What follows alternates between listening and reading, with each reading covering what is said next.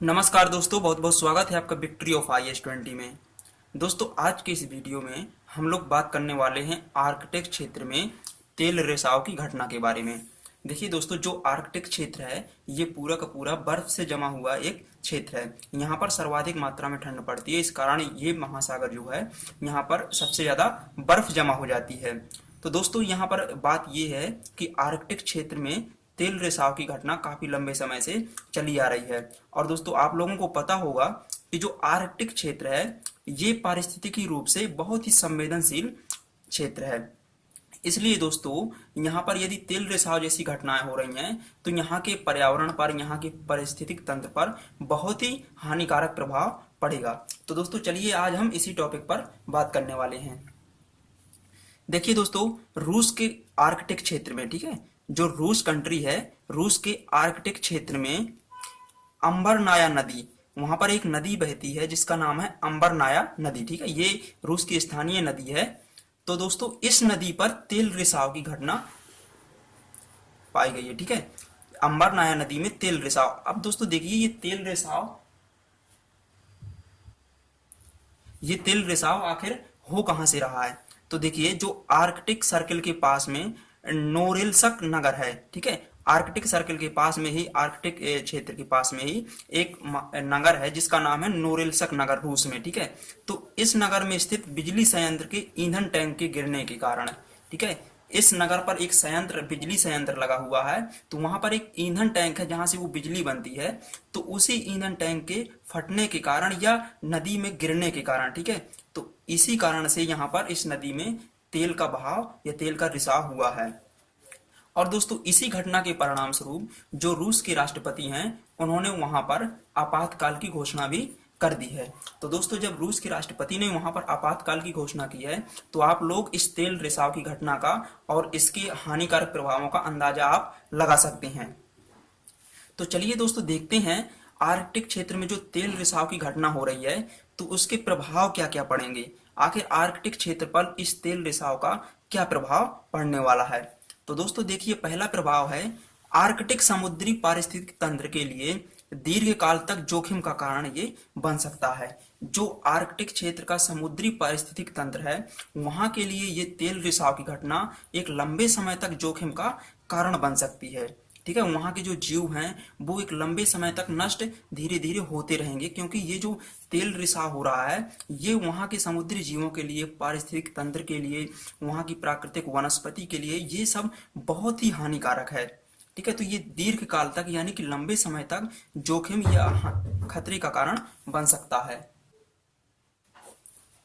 देखिए दोस्तों, दूसरा प्रभाव है आर्कटिक खाद्य श्रृंखला पर दीर्घकालिक प्रभाव। ठीक है, जो आर्कटिक क्षेत्र की खाद्य श्रृंखला है, वहां के जीवों की जो भोजन की प्रणाली है, जो एक दूसरे पर निर्भर हैं, जब कुछ जीव नष्ट हो जाएंगे तो वहां के जो अन्य शेष बचे जीव हैं उनकी खाद्य श्रृंखला पर यानी कि उनकी भोजन की व्यवस्था पर बहुत ही लंबे समय तक प्रभाव पड़ेगा।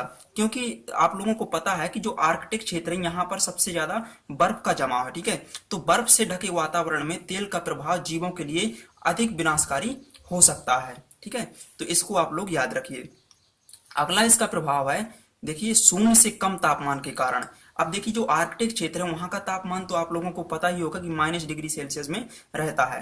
तो चूंकि ये -डिग्री सेल्सियस जो है वो शून्य से कम तापमान है, इसी कारण तेल की जो जैविक अपघटन की दर होती है वो बहुत ही कम होती है। ठीक है, जो वहां पर जीव होते हैं जैसे कवक हो गए, शैवाल हो गए, ठीक है, तो ये जो जीव तेल को नष्ट करते हैं, ठीक है, तो उनकी जो अपघटन की दर होती है वो बहुत ही धीमी पड़ जाती है। और इस कारण से ये दुष्प्रभाव लंबे समय तक बने रह सकते हैं, क्योंकि उस तेल का अपघटन होने वाला नहीं है, क्योंकि वहां पर जीव इतने ज्यादा सक्रिय नहीं है। तो इस कारण इस तेल का प्रभाव बहुत ही लंबे समय तक पड़ेगा।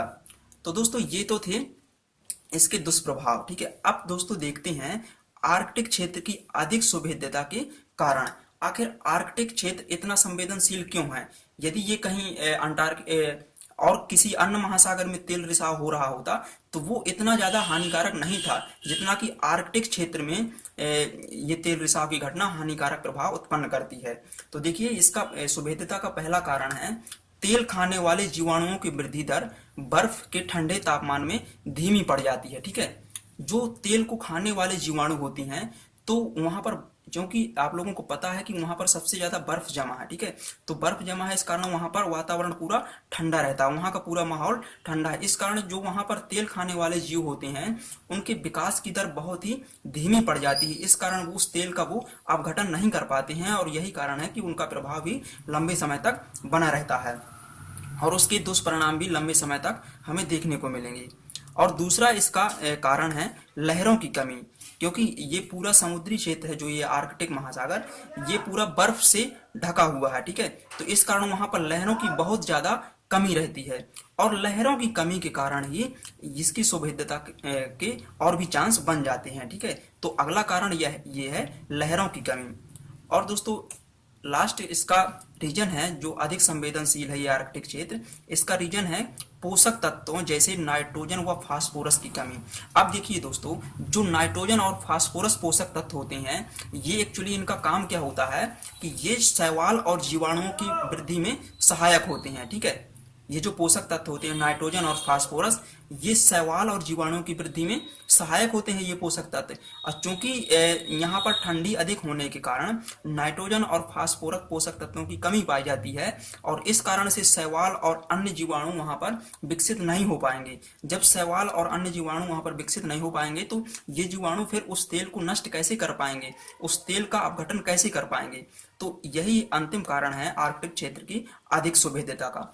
तो दोस्तों ये हमारी यूपीएससी के पॉइंट ऑफ व्यू से बहुत ही इंपॉर्टेंट टॉपिक है, इसको आप बहुत ही अच्छे से कंप्लीट कीजिएगा। दोस्तों मैं आशा करता हूं कि ये वीडियो आपको पसंद आया होगा। दोस्तों ये वीडियो पसंद आया तो वीडियो को लाइक करें और चैनल को सब्सक्राइब जरूर करें। Thank you.